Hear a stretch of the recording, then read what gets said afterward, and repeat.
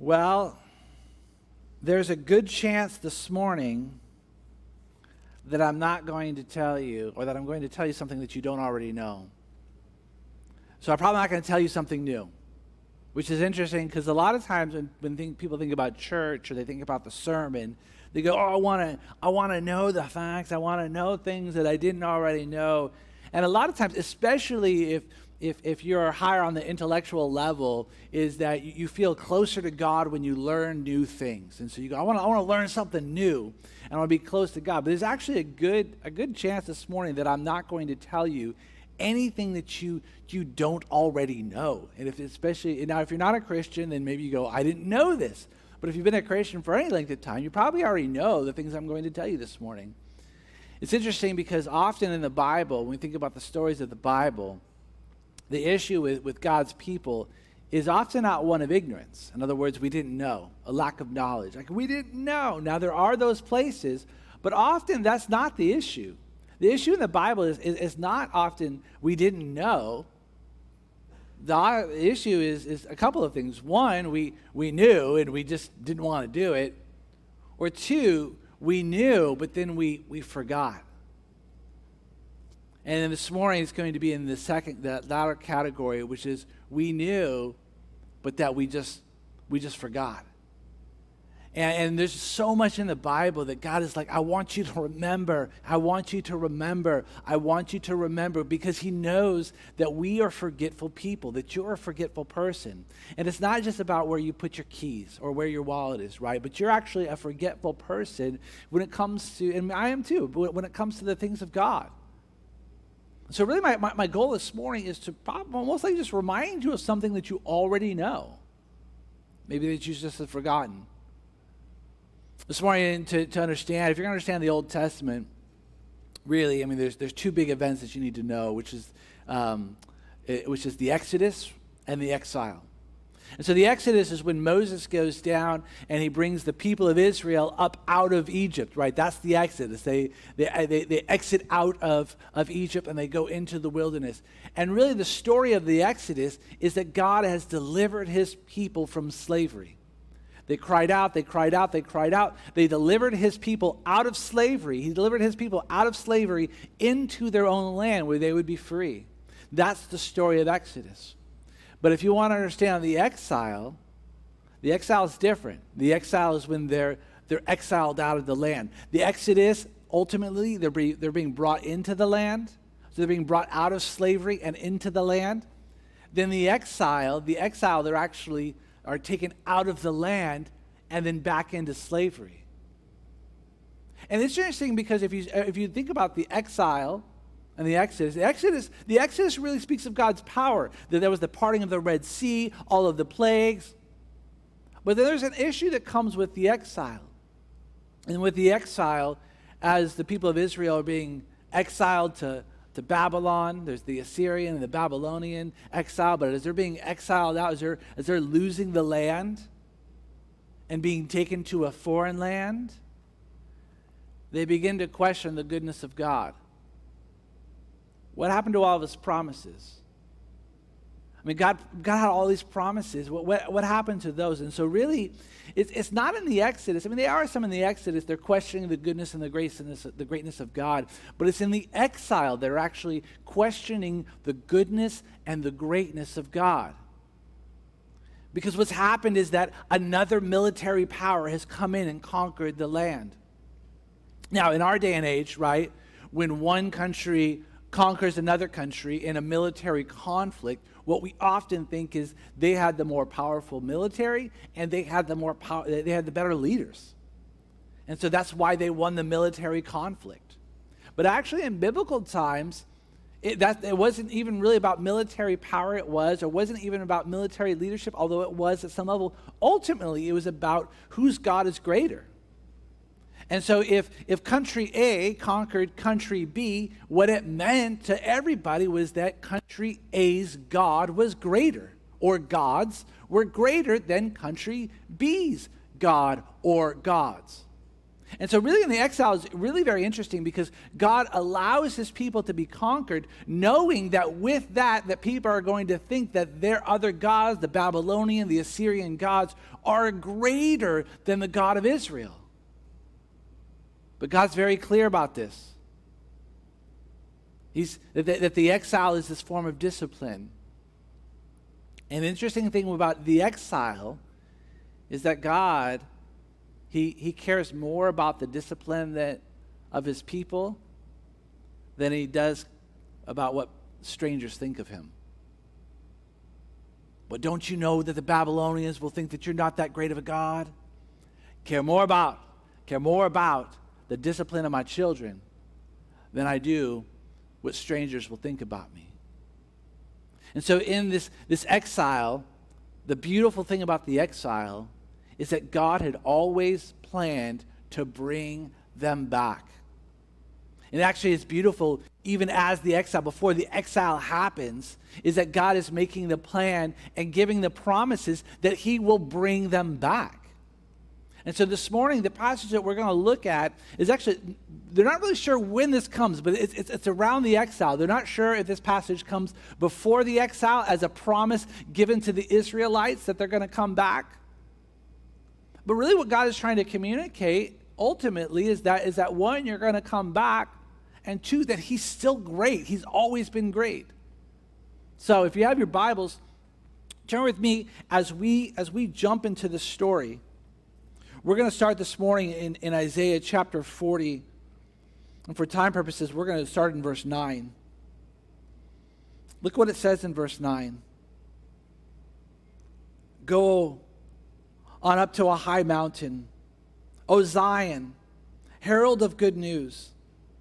Lift up your voice with strength, O Jerusalem, herald of good news. Lift it up and fear not.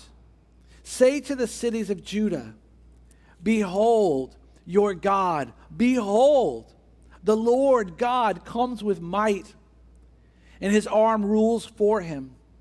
Behold, his reward is with him, and his recompense before him.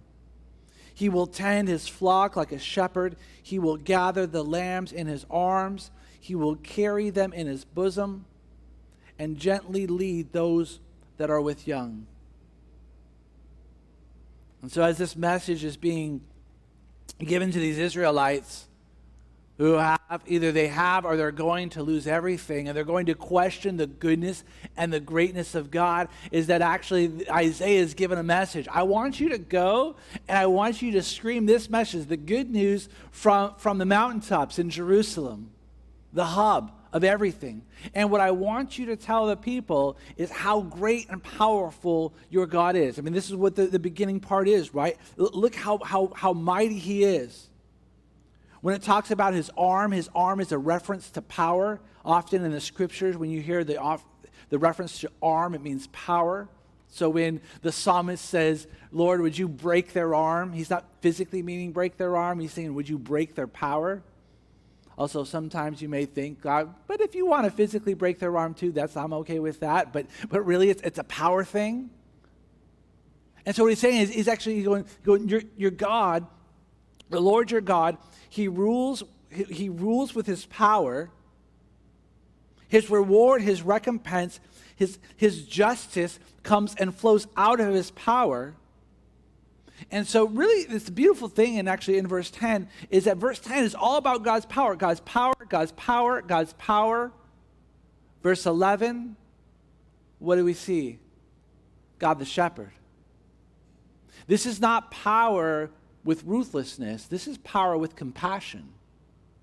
For he is the good shepherd. This is what it says, is that not only does he rule his arm with power, but you know what else he does with his arm? He gathers in his sheep. There's actually interesting is that you could actually trace this idea of shepherd throughout the Bible. It's actually not the only place that we see this idea of shepherd, right? Where else do we see shepherd? You might go, Psalm 23. Yeah. The Lord is my shepherd. I shall not want. Ezekiel 34. What do you know what it talks about there? Is that God is a good shepherd. And so then it should not surprise us then when Jesus, it's funny because sometimes people will say, well, Jesus never claimed to be God. Well, okay. But if you understand what Jesus is saying, you understand he's making God claims when he says things like, I am the good shepherd. Who's the good shepherd in the Old Testament? God is the good shepherd. And so when Jesus says, I'm the good shepherd, I know my sheep and my sheep know me. And so really it's this idea of power that comes with comfort and care and compassion. King David was a shepherd. And so this idea that God is with power, but that God is also good. But it's interesting is that nowadays in our culture is that this idea that God being good is just like it's a given. It's a foundation. Oh, God is good. It's interesting because some people will reject the God of the New Testament and the Old Testament. They'll reject the God of the Bible because they may say something like, I don't believe a good God would, and then fill in the blank. I don't believe in the God of the Bible because how could a loving God, and then fill in the blank. And I think to myself, well, where do we get this idea of a good and loving God from? And a lot of people, well, that's just sort of a given. I go, it's not. You look at history. You look at other cultures. You look at ancient beliefs. This idea of a good God was really actually very unique. I mean, it wouldn't take you long. You could just Google. You could Google, don't do it now because that might be distracting, but you could Google Egyptian gods, Greek gods, Roman gods. And what you would find after reading just pages upon pages of Wikipedia is you'd realize these aren't good gods. We say they're false gods, but they're not good. Often they're lying to each other. They are manipulating people. They are cheating people. They're using their power to oppress people. And there's conflict in between them. And so you would not read, and by the way, these are the gods, the Egyptian, the Greek, Roman gods. This is the culture in which the Old and the New Testament was originally spoken to. So this idea of this good God who would actually care for you is new and novel to them and unique to the people of Israel. We think it's of a course. They would not say, of course, this is the way it is. And so then there's this theme in Isaiah 40, by the way. We're going to see this. This theme in Isaiah 40 of God's power and God's autonomy. In other words, autonomy is that God does what he wants. Like he's self-governing. There's nobody that gives him counsel. God's autonomy, he does what he wants. And God's power, he does whatever he wants and nobody can stop him. And so really this idea of God's power and God's autonomy, he's self-governing, and then he has the power to accomplish whatever he wants to do. Now, it's interesting that right now, especially in our culture, when we think about power, right, when you think about power in our culture, is that we would go, well, there's an issue. If somebody's got power and autonomy, right, power to do whatever they want, autonomy, and nobody can stop them, this idea, right, is that leads to corruption and oppression. In fact, actually, right, the great famous quote is that absolute power corrupts absolutely. And yet what we hold to is this God who is both autonomous and powerful. And so with this, we think to ourselves, well, what will a person do when they have ultimate power? And often, I said in our culture, is this idea of corruption. But what we see is a God who's good. And so, we believe that God is good and all-powerful. He is also autonomous, but he is not ruthless. He is gentle. He is patient. He is kind.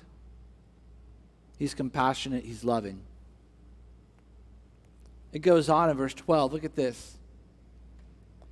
Who has measured the waters in the hollow of his hand, and marked out the heavens with a span?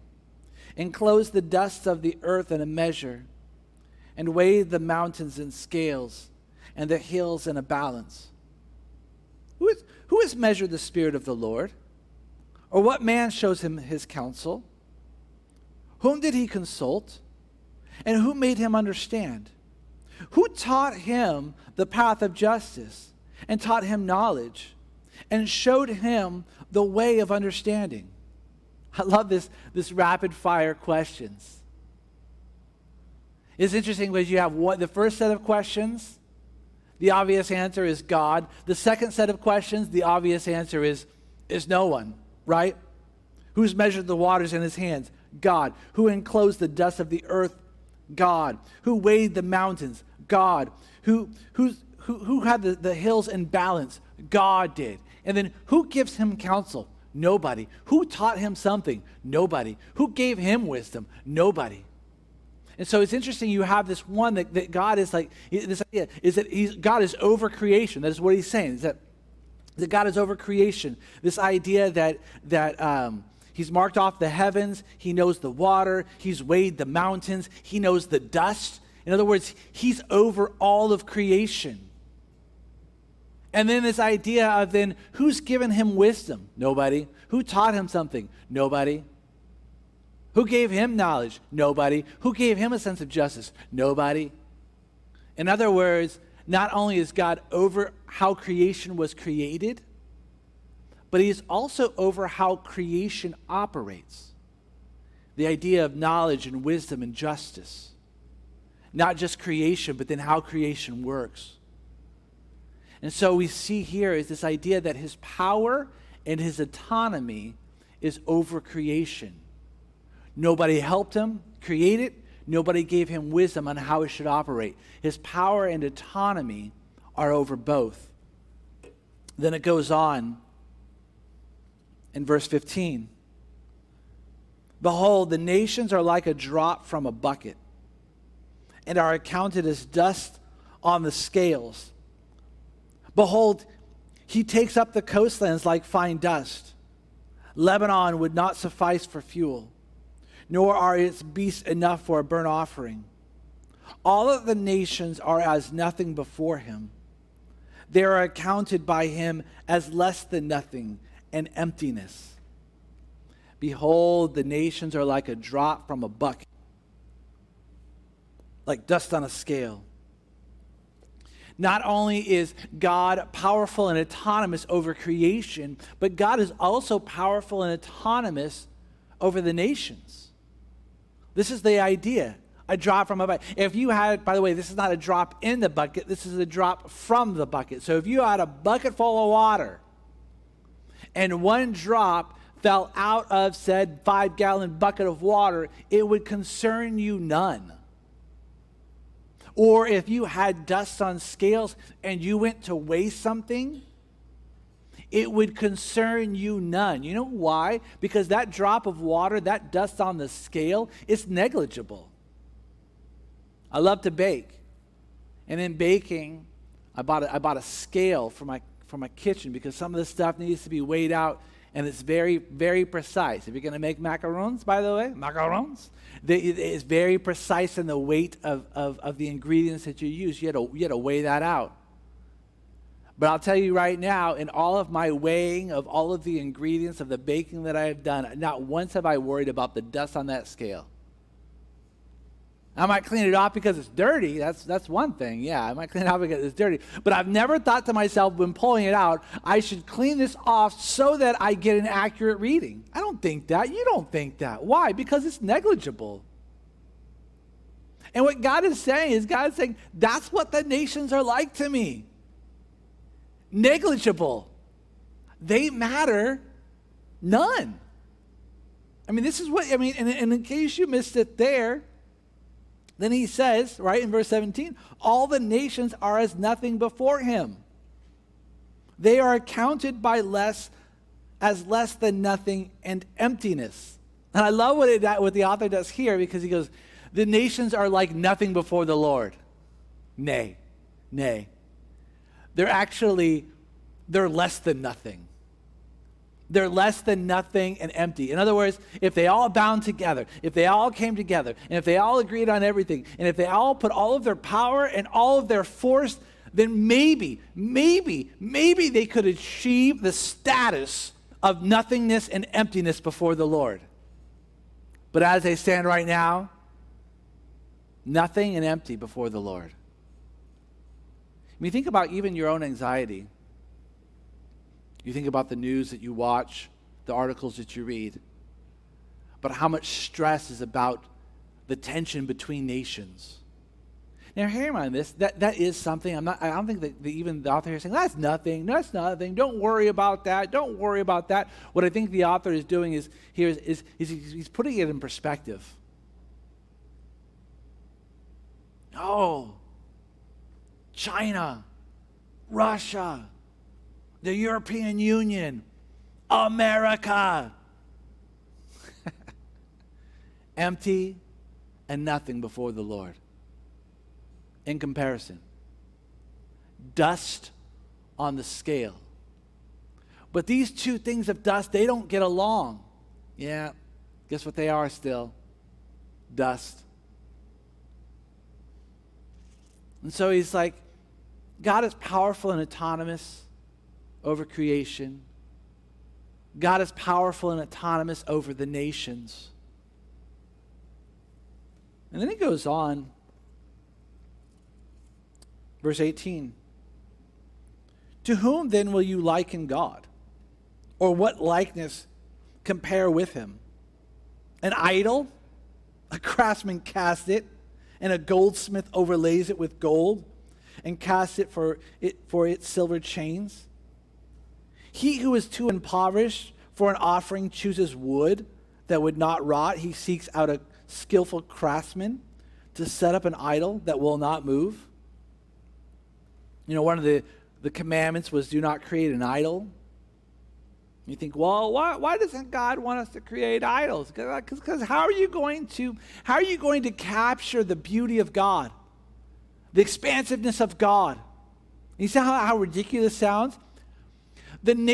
God is so big and amazing that the nations are like dust to him. The beaches, all of the sand and all of the beaches, he just grabs them up. He just snatches them up with his hand. How are you going to represent that God? How are you going to represent him? How are you going to replicate him? Through an idol? Oh, that's cute. You made something in shop class, and this is supposed to capture the beauty and the magnificence of God? Put some metal on it, some change, you make it look pretty. You think to yourself, don't I have a good God? And I think actually even here, maybe Isaiah is being sarcastic in the end, where it says to set up an idol that will not move. It's just doing this dual thing. One, it's not alive. It's dead. It can't even move. But you could move it. You could pick it up and move it somewhere else. You think it's immovable. But you don't know that there is actually a great, wonderful God that is immovable. And so this God who is all-powerful, all-autonomous, over creation, over the nations, cannot be represented and replicated in an idol, something made out of wood, as if you're the creator. He goes on then. Look at what happens in 21. Do you not know? Do you not hear? Has it not been told you from the beginning? Have you not understood from the foundations of the earth? It is he who sits above the circle of the earth, and its inhabitants are like grasshoppers, who stretches out the heavens like a curtain and spreads them like a tent to dwell in, who brings princes to nothing and makes the rulers of the earth as emptiness. Scarcely they are planted, scarcely sown. Scarcely has their stem taken root in the earth. When he blows on them and they wither, and the tempest carries them off like stubble. And so this all-powerful, autonomous God who is over creation, this all-powerful and autonomous God who is over the nations, is also the same God who is all-powerful and autonomous over all of the, as he say, the populations. And I love how he says, do you know what the population's like? Like a grasshopper. Earlier which I guess is an upgrade, because earlier, if you read earlier in Isaiah 40, and earlier in Isaiah 40, he says they're like blades of grass. And so you go, well, at least we got a grasshopper. It seems to be the upgrade from the blade of grass, but that's what it's like. The blade of grass, the flower, it withers, it dies, it's quick, its life short. And so he goes, all of this, they're like grasshoppers. The nations are empty, and the people are like grasshoppers. What about the great princes? What about the big kings? What about the tyrannical leaders? The ones who have the top 1%, Josh, what about them? What about the big important ones that have the big fancy houses, the big cars, the nice cars, the big bank accounts? What about them? Well, I guess they're just fancier grasshoppers than other grasshoppers. I guess that's what they are. But at the end of the day, they're still grasshoppers. Let me put this into probably a more forward way, a more blunt way. That God is powerful and autonomous, and you are not. What about those who seem to be powerful and autonomous in our world? Still not. They may be more powerful and autonomous than you, but compared to God, they're a grasshopper. That's it. Nothing more, nothing less. And so God is all-powerful, autonomous over creation. He's all-powerful, autonomous over the nations. And he's all-powerful and autonomous over the populations. But look where he goes next. Verse 25. To whom then will you compare me, that I should be like him, says the Holy One. Lift up your eyes on high and see. Who created these?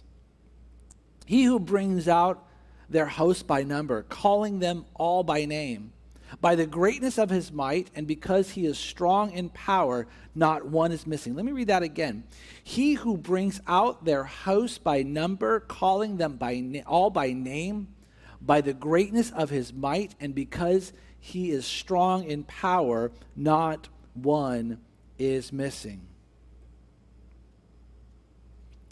The one who is all-powerful and autonomous over the earth and its population is also the one who is all-powerful and autonomous over like the space and its population.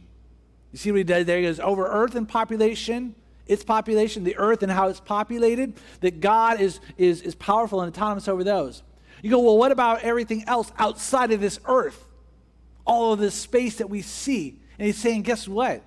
God is also all-powerful and autonomous over those and its population, which is the stars. By the way, this is what he's saying. He goes, look up at all the stars. You see them all? Do me a favor. Count them. One. Maybe you try to count stars. 1, 2, 3. Oh my, okay.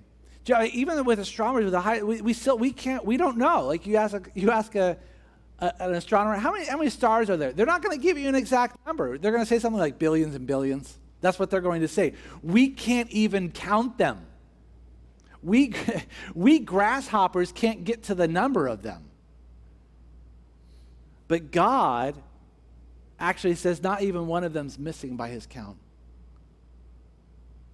Well, we can't even account for them all, and God's like, not one of them is missing. And not only is not one of them missing, but I've named them all. I've counted them all, and then I named them all. And I know what you're thinking now. You go, yeah, but Josh, what if? What if I paid good money to name a star? Like, what happens with that? And I go, well, that I do not know.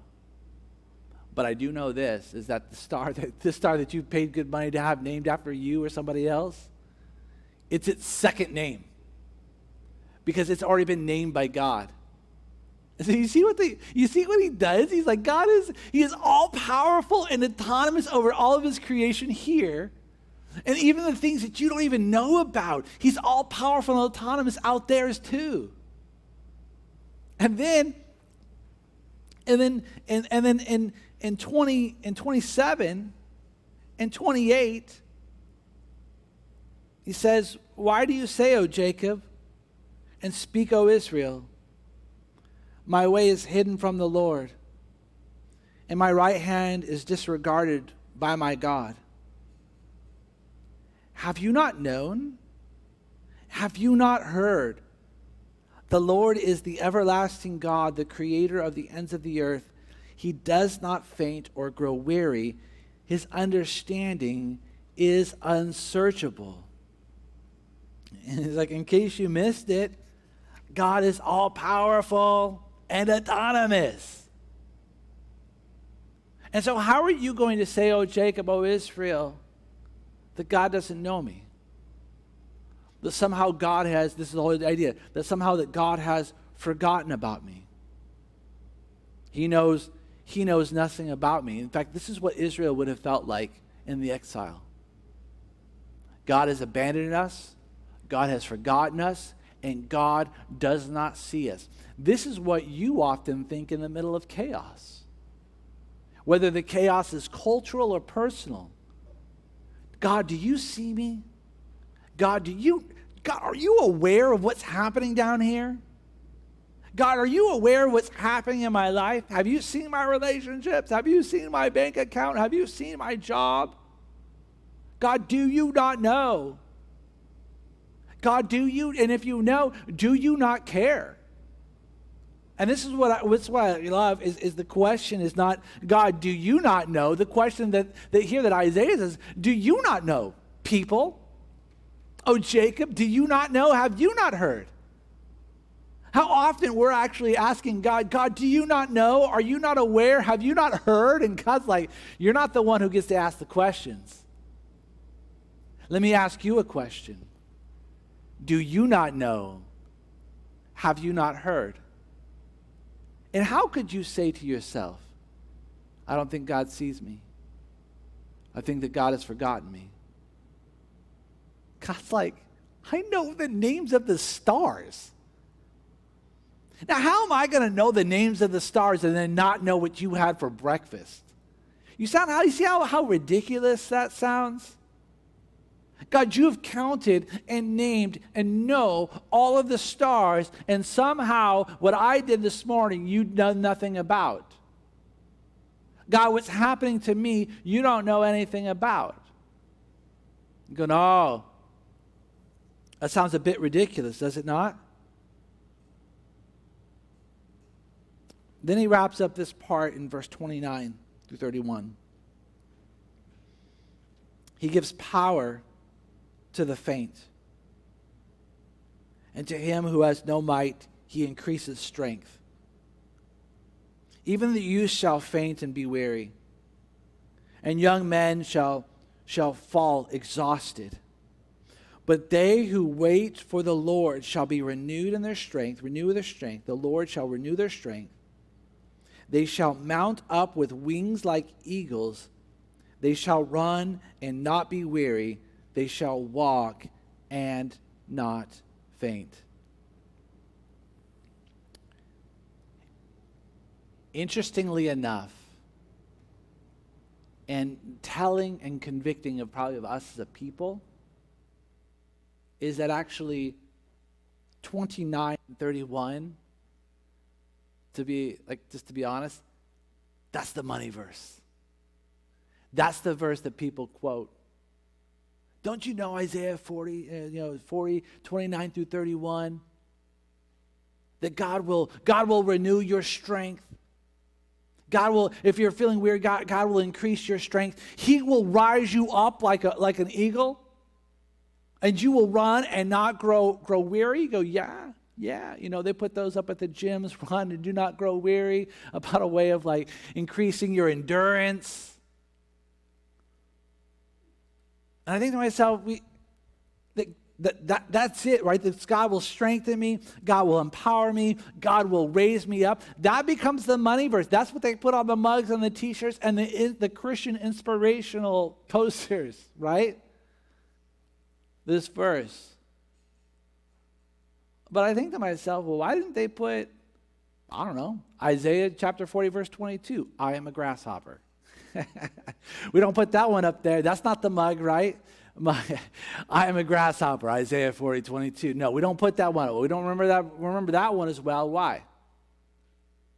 Because we want the one that speaks about the power, about God raising us up, and about God giving us the endurance. Now, hear me on this. 29 through 31, this is a wonderful truth. By the way, I mean, some of you guys have held to this promise, and I want to encourage you in that. Like, that's a good promise to hold on to. It really very much is. That if you wait on God, He will give you the endurance, and if you wait on God, He will be the one to raise you up. Right? And I believe all of that is to be true. But here is the issue, and this is the issue I have with Isaiah chapter 40. Is that if what we do is we read Isaiah chapter 40 and we walk away from Isaiah chapter 40 with the sole idea that God will give me strength and God will raise me up, then I would submit that we miss the main point of Isaiah 40. Is Isaiah 40 about God raising up His people? About God giving strength to His people? About God giving endurance to His people? Is that what Isaiah 40 rings of? No, that's not what Isaiah 40 rings of. Isaiah 40 rings of God's autonomous, all-powerfulness.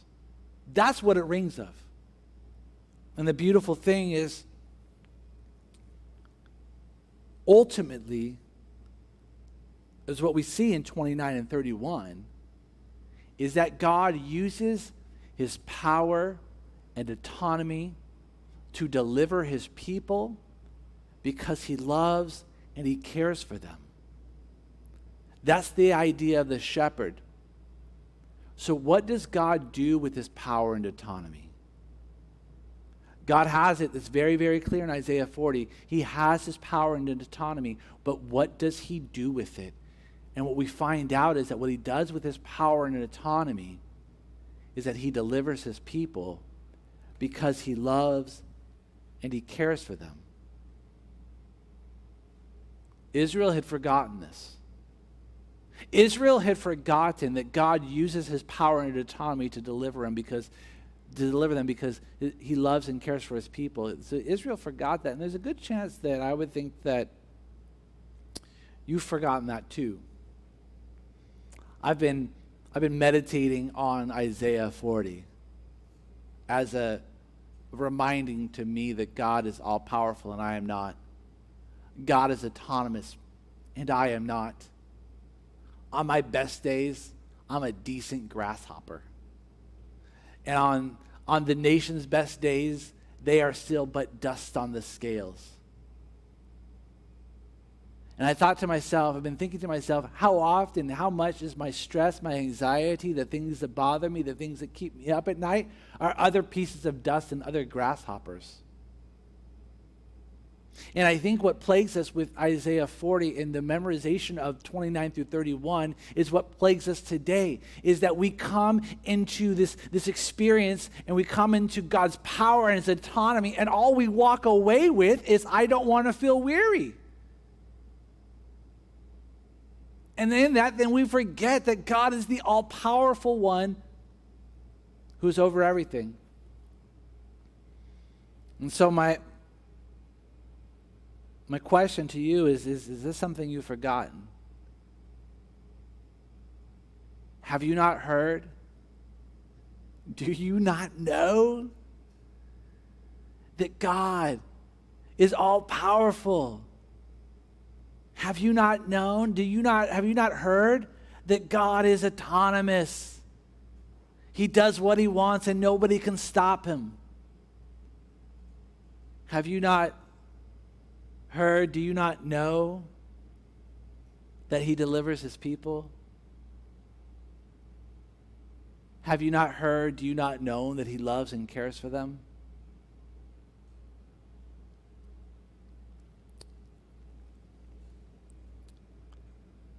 When you read the news,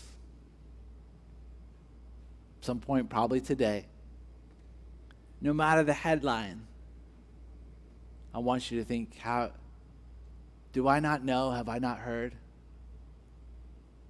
You're hearing this morning.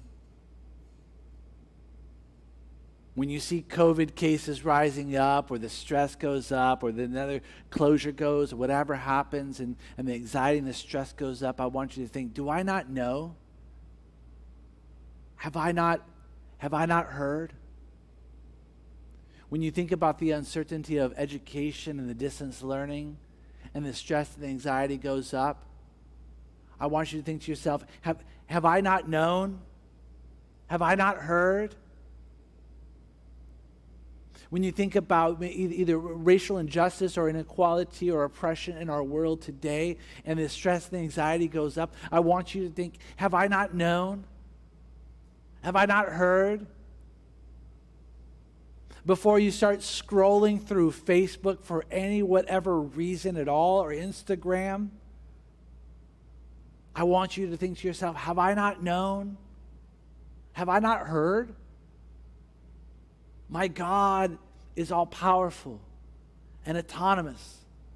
He does what he wants, when he wants, and nobody can stop him. And my God, with his power, delivers his people because he loves and cares for them. And isn't this the story of the cross? Right? God uses his power. He can do whatever he wants, and nobody can stop him. But do you know where that leads him? Do you know where that leads Jesus? Where that leads Jesus is probably a different place than it would lead you if you could do whatever you wanted to and nobody could stop you. That's a statement of arrogance, by the way, right? Often. I'll do whatever I want. Nobody can stop me. But if that was true of you, you'd probably do something different. But the truth is that for Jesus, his power and his autonomy led him to Calvary.